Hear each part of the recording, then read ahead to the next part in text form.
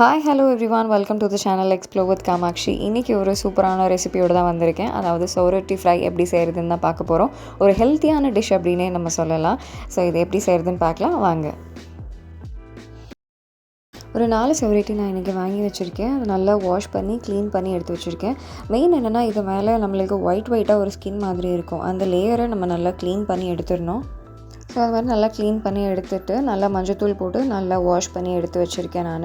And அதே மாதிரி பார்த்திங்கன்னா நம்ம ஃப்ரைக்கு ஏற்ற மாதிரி நல்லா குட்டி குட்டியாக கட் பண்ணியும் நம்ம எடுத்து வச்சுக்கலாம். இந்த ரெசிபி செய்கிறதுக்கு என்னென்ன இன்க்ரீடியன்ட்ஸ் தேவைன்றதை பார்த்துடலாம். எண்ணெய் தேவையான அளவு,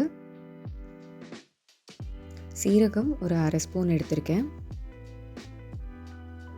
காஞ்ச மிளகாய் ஒரு 5லேருந்து 6 காஞ்ச மிளகாய் எடுத்திருக்கேன், காரத்துக்கு ஏற்ப நீங்கள் மாற்றிக்கலாம். கருவேப்பிலை கொஞ்சம், ஒரு 3 பெரிய வெங்காயத்தை கட் பண்ணி வச்சுருக்கேன், உப்பு தேவையான அளவு, இஞ்சி பூண்டு பேஸ்ட் 1/2 டீஸ்பூன், மஞ்சத்தூள் 1/2 ஸ்பூன், தனி மிளகாத்தூள் 1/2 ஸ்பூன், தனியாத்தூள் 1 ஸ்பூன், அப்புறம் கரம் மசாலா ஒரு 1/2 ஸ்பூன்லேருந்து 1 ஸ்பூன் வரைக்கும் நான் எடுத்திருக்கேன், அப்புறம் பெப்பர் பவுடர், கொத்தமல்லி இலை கொஞ்சம் எடுத்து வச்சுருக்கேன். இப்போ நம்ம ப்ரிப்பரேஷன் ஸ்டார்ட் பண்ணிடலாம். கடாயை நல்லா காய வச்சுருக்கேன். அது நல்லா காஞ்சதும் நம்ம எடுத்து வச்சுருக்கிற எண்ணெயை அதில் ஊற்றிடலாம். எண்ணெய் நல்லா காயட்டும். எண்ணெய் நல்லா காஞ்சதுக்கப்புறமா நம்ம சீரகம் ஆட் பண்ணிக்கலாம். இதுக்கு சீரகமும் நல்லா பொரிஞ்சு வரணும். பொரிஞ்சு வந்ததுக்கப்புறமா நம்ம எடுத்து வச்சுருக்கிற காஞ்ச மிளகாய் இருக்குது இல்லையா, அதையும் நம்ம உள்ளே சேர்த்துக்கலாம். ஆக்சுவலாக இங்கே காஷ்மீரி மிளகாய் நான் இதில் சேர்த்துருக்கேன். நான் இது ரெண்டும் நல்லா பொரிஞ்சு வந்ததுக்கப்புறமா நம்ம எடுத்து வச்சுருக்கிற வெங்காயத்தை இதில் சேர்த்துக்கலாம்.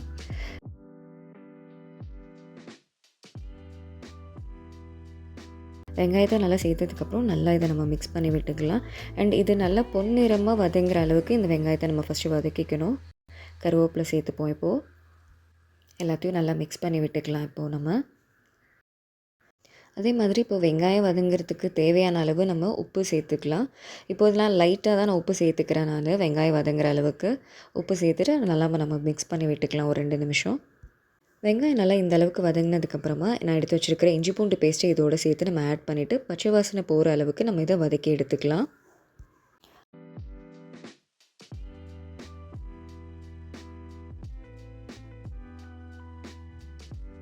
நல்லா பார்த்திங்கன்னா ஒரு 2 நிமிஷத்தில் நம்மளுக்கு ஆட்டோமேட்டிக்காக இதோட பச்சை வாசனை நல்லா அதை வதங்க நம்மளுக்கு போயிடும். ஸோ இது நல்லா அந்த பச்சை வாசனை போனதுக்கப்புறமா இந்த அளவுக்கு ஒரு பதம் வந்ததுக்கப்புறமா நான் சொன்னேன் இல்லையா, இந்த சுவரொட்டி குட்டி குட்டியாக சாப் பண்ணி வச்சுருக்கேன், கட் பண்ணி வச்சுருக்கேன். அதை நம்ம இதுக்குள்ளே நம்ம இப்போ சேர்த்துக்கலாம். ஒரு சில பேருக்கு பார்த்திங்கன்னா இந்த மாதிரி ஒரு செமி கிரேவியோ இல்லை ஃப்ரை மாதிரி வச்சு சாப்பிட்றது பிடிக்கும். ஒரு சில பேருக்கு இதை நல்லா அடுப்பில் சுட்டி சாப்பிடுவாங்க, அதை வாட்டி நல்லா சாப்பிடுவாங்க, உப்பு போட்டு அந்த மாதிரி. ஸோ அந்த மாதிரி யாருக்கெல்லாம் பிடிக்கும்னு சொல்லுங்கள். நான் நெக்ஸ்ட் வீடியோவில் அதை எப்படி வாட்டி சாப்பிட்ணும் அப்படின்றதையும் நான் உங்களுக்கு செஞ்சு காமிக்கிறேன். நான் ரொட்டியை நல்லா ஒரு 2 நிமிஷம் மிக்ஸ் பண்ணி விட்டதுக்கப்புறமா கொஞ்சமாக மஞ்சத்தூள் நான் சேர்த்துக்கிறேன். மஞ்சத்தூள் சேர்த்து நம்ம கொஞ்சம் நல்லா மிக்ஸ் பண்ணி விட்டுக்கலாம். நல்லா அது மிக்ஸ் ஆனதும் நம்ம இப்போது மசாலா சேர்க்க ஆரம்பிச்சிடுவோம். ஸோ நான் ஃபஸ்ட்டு சில்லி பவுடர் சேர்த்துக்கிறேன். நம்ம எடுத்து வச்சுருக்கிற சில்லி பவுடர் இதில் நல்லா சேர்த்துப்போம்.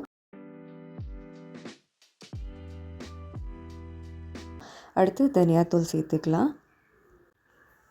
தனியாத்தூள் சேர்த்ததுக்கப்புறமா அடுத்து நம்ம கரம் மசாலா தூள் நம்ம சேர்த்துப்போம் இதில். ஸோ ஒரு சில பேருக்கு கரம் மசாலா தூள் பிடிக்கும், ஒரு சில பேர் இதில் ஆல்டர்னேட்டிவாக சீரகத்தூளை சேர்த்துப்பாங்க.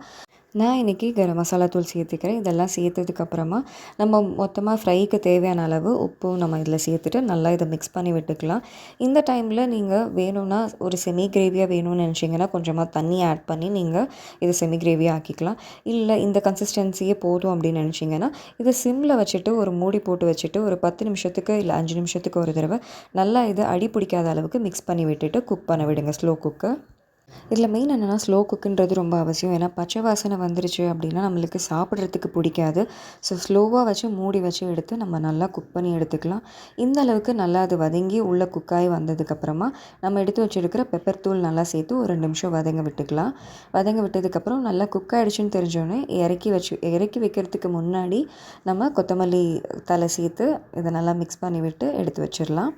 அவ்வளோதாங்க. ஒரு சூப்பரான சொரட்டி ஃப்ரை ரெசிபி நம்மளுக்கு பக்காவா ரெடி ஆயிடுச்சு. இத நீங்க சூடான சாதத்தோட வச்சு அழகா சாப்பிடலாம். இல்ல ரசத்தோட வச்சு சாப்பிட்டுக்கலாம். இல்ல ஒரு சில பேர் சப்பாத்தியோட வச்சும் நம்ம சாப்பிட்டுப்பாங்க.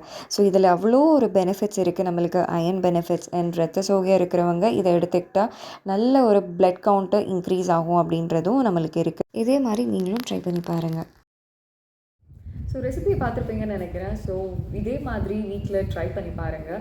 அண்ட் நீங்கள் எப்படி டிஃப்ரெண்ட்டாக சமைப்பீங்க அப்படின்றதையும் கமெண்ட் செக்ஷனில் எனக்கு கமெண்ட் பண்ணுங்கள். அண்ட் வீடியோவை மறக்காமல் லைக், ஷேர் அண்ட் சப்ஸ்கிரைப் பண்ணிவிடுங்க. தேங்க்யூ.